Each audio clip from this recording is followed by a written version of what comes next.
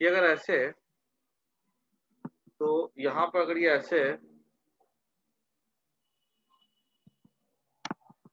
ये जो ऑब्जेक्ट है ये 20 सेंटीमीटर दूर था, तो मैंने बोला कि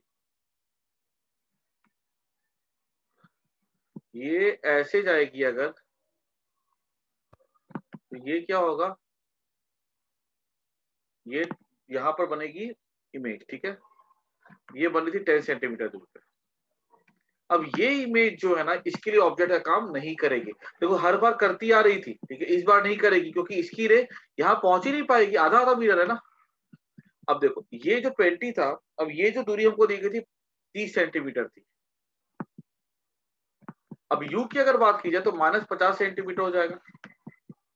तो 1/v plus 1/u equal to 1/f। इसके लिए f कितना है, 10 है। यहाँ पे हम लिख लेंगे -20 है, -20 हो जाएगा।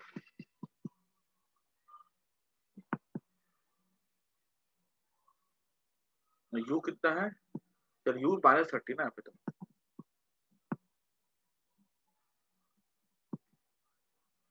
u -30 है,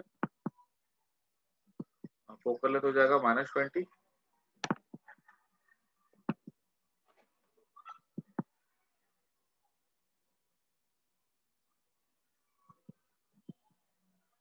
एलसीएम हो जाएगा 32 जा 23 जा, v हो जाएगा -60 सेंटीमीटर। मतलब इमेज डिस्टेंस क्या होगा इसके लिए, -60 सेंटीमीटर। मतलब ये 50 है, तो ये इमेज, दूसरी इमेज कहां पर बनेगी, यहीं पर। देखो ऑब्जेक्ट के ऊपर ही इमेज बन रही है, तो पहली बनाया यहां पर, दूसरी ने भी इमेज बनाया यहां पर। और एक चीज देखो कि यहां से जो रे आएगी ना ऐसे, ठीक है, जैसे भी जाए ये इधर लौट करके आएगी। इस ये वाली जो रेज है ना वो यहाँ पे इसके इसके पास नहीं पहुंच पाएगी। और कोइंसिडेंस ऐसा है कि दोनों की इमेज एक ही पॉइंट पे बन रही है, तो हम कितनी इमेज बनेगी यहाँ पे, only one image will be form. आई बात सबको समझ में।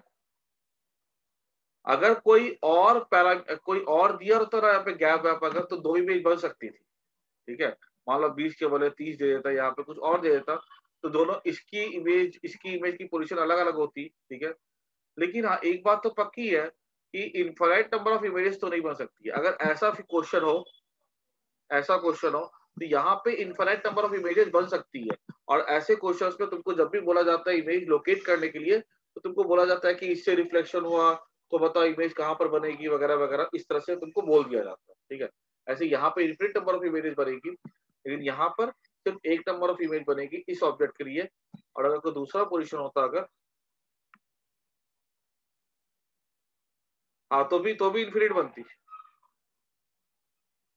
एक्चुअली देखा जाए ना, इस तरह के सवाल जरा ज्यादा प्लेन मिरर में ही आते हैं, ठीक है। तो प्लेन मिरर के मैंने अभी इतना तुम लोग को पढ़ाया नहीं है। मैंने सीधे क्या किया, मिरर से, ये स्फेरिकल मिरर से स्टार्ट कर दिया है, क्योंकि प्लेन मिरर का भी क्या अभी कुछ नक्की नहीं है कि वो बोर्ड में तो है ही नहीं वो, ठीक है। और स्फेरिकल मिरर भी बोर्ड में नहीं है।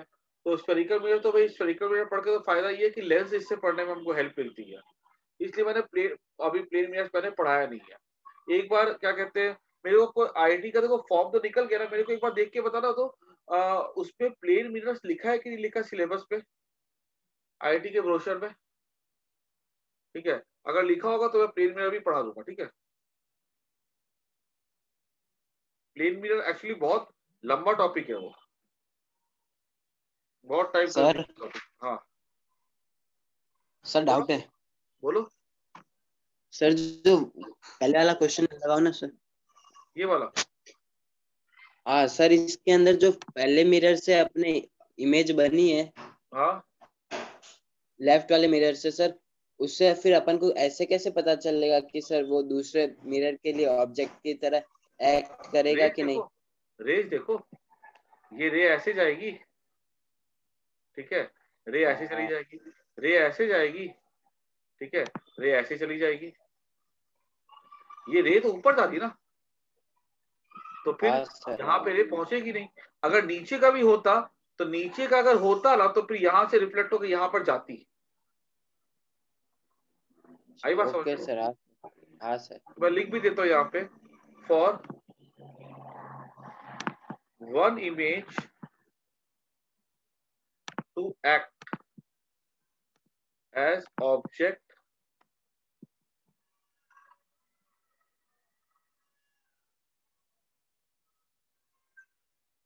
अच्छा, हाँ तो फिर कोई नहीं, फिर हम लोग फिर प्रिलिमिनरी पढ़ लेंगे, ठीक है। एक्ट, लेकिन बताओ आईआईटी में प्लेन मिरर से कुछ ज्यादा सवाल आते नहीं है, ठीक है। उस पे कुछ भी अगर आते हैं ना तो तुम्हारे जनरली लेंस के सवाल ज्यादा आते हैं, ठीक है। और ये क्या कहते हैं जो टॉपिक हम लोग करें ना इसमें से ज्यादा आते हैं। प्लेन मिरर के देखा जाए ना तो आईआईटी वाईटी में पता नहीं 6-7 साल में कभी एक बार एक सवाल आया प्लेन मिरर के ऊपर, ठीक है।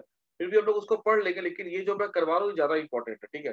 बिकॉज शायद स्फेरिकल मिरर पे भी सवाल इतने नहीं आते हो, लेकिन स्फेरिकल मिरर पढ़ोगे ना तुम्हारा लेंस ऑटोमेटिकली क्लियर हो जाएगा, क्योंकि स्फेरिकल मिरर और लेंस का फॉर्मूले का बिल्कुल सेम है, ठीक है। दोनों का ग्राफ बिल्कुल से रिलेटेड है, दोनों का सब कुछ रिलेटेड है एक्चुअली। जो मैं तुमको बताया मैंने प्रिंसिपल एक्सिस को शिफ्ट करने वाला, वो सेम टू सेम चीज शिफ्ट करने वाला लेंसेज में भी होता है। और वो देखना लेंसेज पे वाले पे सवाल आ चुके हुए हैं जिसपे कि प्रिंसिपल एक्सिस ऊपर नीचे शिफ्ट की गई है। To act as object for other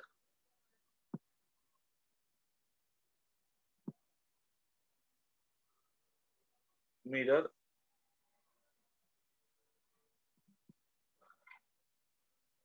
comma other mirror, the other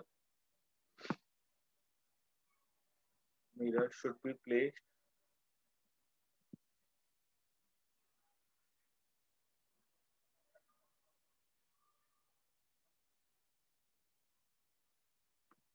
should be placed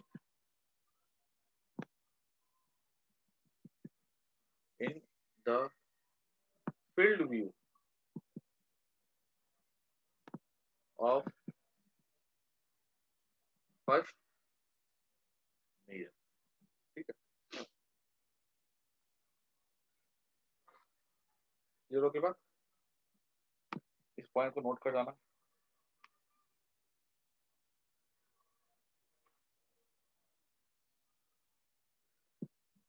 आगे बढ़ते हैं, लॉज ऑफ रिफ्रैक्शन।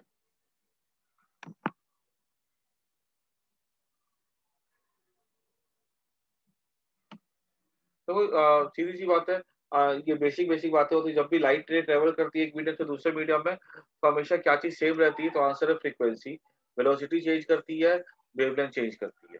फ्रीक्वेंसी हमेशा कैसी रहती है, f1 इक्वल टू f2, ठीक है। तो दूसरी बात, जो वेलोसिटी जो फ्रीक्वेंसी रहती है ना, वेलोसिटी इंटू वेलोसिटी रहती है लेमडा इंटू एफ, ठीक है। तो वेलोसिटी बाय लेमडा भी क्या हो जाएगी, वेलोसिटी बाय लेमडा जो होता है, ठीक है, equals to velocity by lambda 1, ठीक है। तो अब यहाँ पे जब एक रे दूसरे एक मीडियम से दूसरे मीडियम पे जाती है तो उसकी जैसे डेंसर में गई तो वेलोसिटी वहां पे कम हो जाती है, वेलोसिटी, ठीक है, वेलोसिटी कम हो जाएगी तो वी बाय लेमडा हमेशा कांस्टेंट होगा, तो ऑब्वियसली बात है लेमडा भी कम हो जाएगा, ठीक है। और होना भी चाहिए डेंसर मीडियम, मतलब क्या होता है कि वो तुम जब इमेजिन करते हो डेंसर मीडियम क्या चिपका देगा किसी चीज को, ठीक है। जो रे ऐसे जा रही है, ठीक है, वो रे ऐसे जाएगी, चिपका देगा, ठीक है। तो ये कुछ बेसिक बेसिक बातें होती है, सबको पता ही है, ठीक है। उसके बाद एक हमको पढ़ना होगा डिविएशन। डिविएशन पे इजी सी सवाल हमारे बोर्ड में भी आ सकते हैं। कैसे आ सकते हैं देखो, ऐसे बोला गया कि एक मिरर है या प्लेन सरफेस है, यहाँ पे एक रे ऐसे आती है। बेसिकली अब हम जो टॉपिक पढ़े वो रिफ्रैक्शन है, ठीक है। और अब जो टॉपिक है वो रिफ्लेक्शन खत्म हो गया, रिफ्रैक्शन पढ़े तो which is called as bending of light, ठीक है। 45 डिग्री है, फाइन। यहाँ पर एक है मीडियम वन, उसका रिफ्रैक्टिव इंडेक्स यहाँ 3 √3 है, फाइन डिविएशन इन लाइट रे, ठीक है। कितना डिविएशन होगा, देखो रे को जाना चाहता सीधे ऐसे, ठीक है, कितना रे मुड़ेगी, तो यहाँ पे क्लियरली देख सकते हैं 1 into sign 45, √3 into sine theta, तो ये हो जाएगा 1/√2।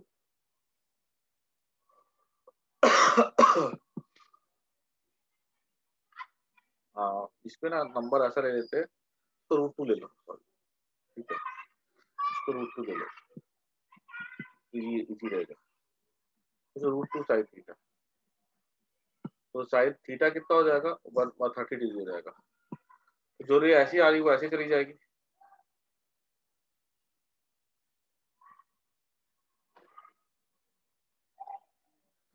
पूछा रे कितने से मुड़ी, तो ये कितने से जा रही थी, 45 से जा रही थी,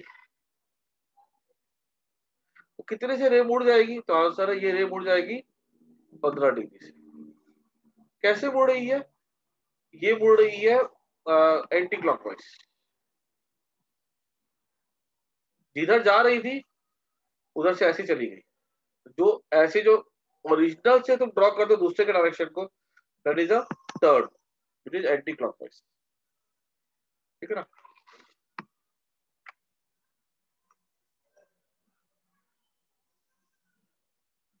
सबको समझ में आ गया।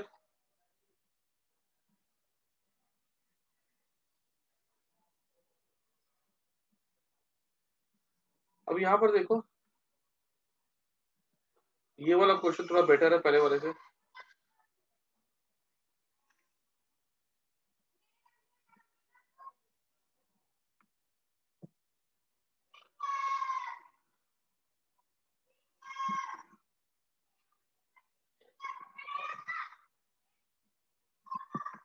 ये एंगल है 60 डिग्री, ठीक है, तो ये इसका रिफ्रैक्टिव इंडेक्स है 1/√3 है। फाइन, ये क्या कहते हैं, स्फीयर है, ठीक है, सॉलिड ग्लास स्फीयर है। Fine net deviation suffered by ray,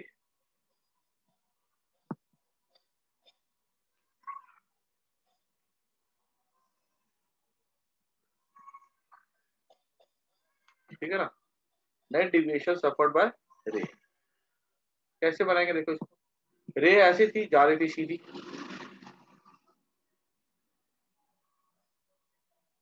ठीक है, तो यहाँ पे ए कुछ नहीं तो एयर है यहाँ पे, तो यहाँ पर अगर हम देखें तो ये नॉर्मल हो जाएगा ना, ठीक है, बिकॉज स्फीयर पे या सर्कल पे नॉर्मल क्या होता है, रेडियस नॉर्मल हो जाता है, ठीक है ना। तो ये अगर हम देखें, अगर ये नॉर्मल है तो ये अगर एंगल 60 डिग्री है, तो μ1 that is 1 into sine 60 √3 into sine R, तो साइन आर हो जाएगा हमारा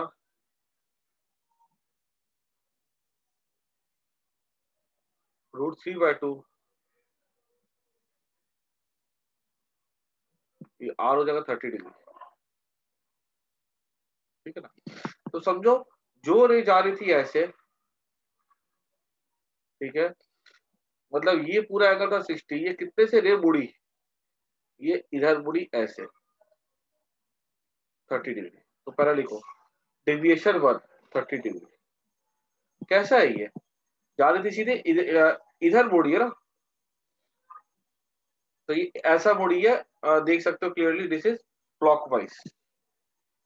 जब भी टोटल डिविएशन पूछे ना, ठीक है, तो इंडिविजुअल सरफेस पे निकालो, और ये कोई नई चीज तुम लोग के लिए नहीं है, ठीक है, ये तुम लोगों ने करके रखा है, प्रिज्म में भी करके रखा हुआ है, ठीक है, इसलिए को मैं थोड़ा बोल्ड लाइन से ड्रॉ करता हूँ क्योंकि ये ओरिजिनल ऐसे ही, ठीक है।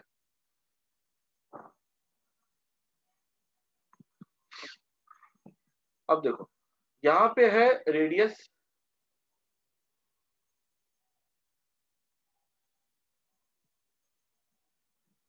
अब अगर हम देखें यहाँ पे ये 30 डिग्री अगर होगा तो ये रेडियस अगर ये भी 30, ये भी 30 डिग्री हो जाएगा,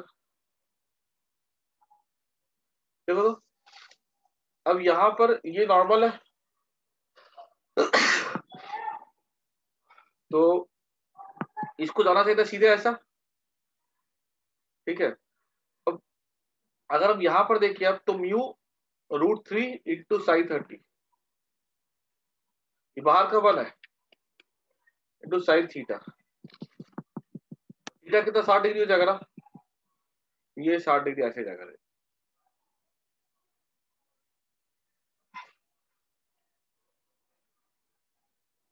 ठीक है ना, ये और ये रे इधर, ये 30 था,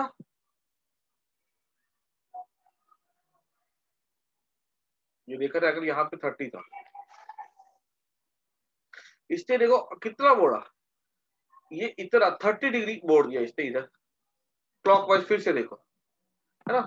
रे ऐसे, रे को कैसे जाना चाहिए था, रे को जाना चाहिए था ऐसे,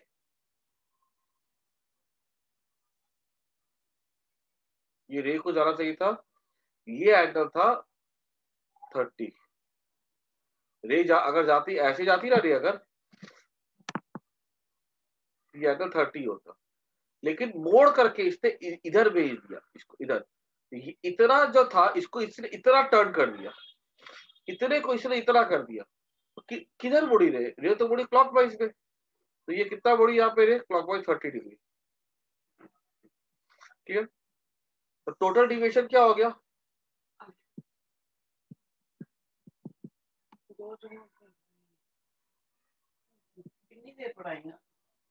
टोटल डिविएशन कितना हो जाएगा, 30 degree plus 30 degree, 60 degree clockwise.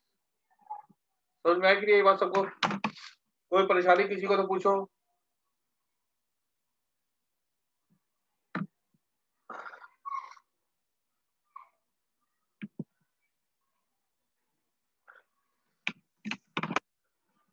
हम लोग ना ये करेंगे रे ऑप्टिक्स, ठीक है, ये तो हम लोग थोड़ा एंट्रेंस का चल रहा है, हम लोग पैरेलल जो है ना, मैं स्टार्ट कर दूंगा इलेक्ट्रोस्टैटिक्स का भी, ठीक है।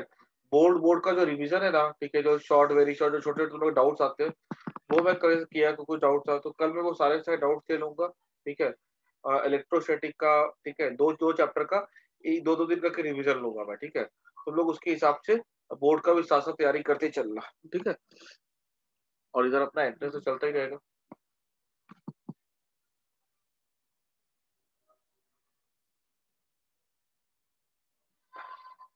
ठीक है, अच्छा उसके बाद नेक्स्ट क्लास पे आज आज काफी आज के लिए नेक्स्ट क्लास में हम लोग पढ़ेंगे एपरेंट डेप्थ, रियल डेप्थ, ठीक है, मछली वाले क्वेश्चन, ठीक है, चील वाले क्वेश्चन, फिर हम वो भी देखेंगे कि मान लो कि पानी है, ठीक है, मछली है, ठीक है, चील है, ऐसे ये पानी का लेवल भी राइज कर रहा है, मछली भी ऊपर जा रही है, चील नीचे जा रही है, चील ऊपर जा रही है, उसमें क्या वेलोसिटी ऑब्जर्व करेगा वो एक दूसरे का, ठीक है, वो सब क्वेश्चन हम लोग नेक्स्ट क्लास में देखेंगे, ठीक है। अभी के लिए काफी इतना, ठीक है, चलो गुड बाय, टेक केयर।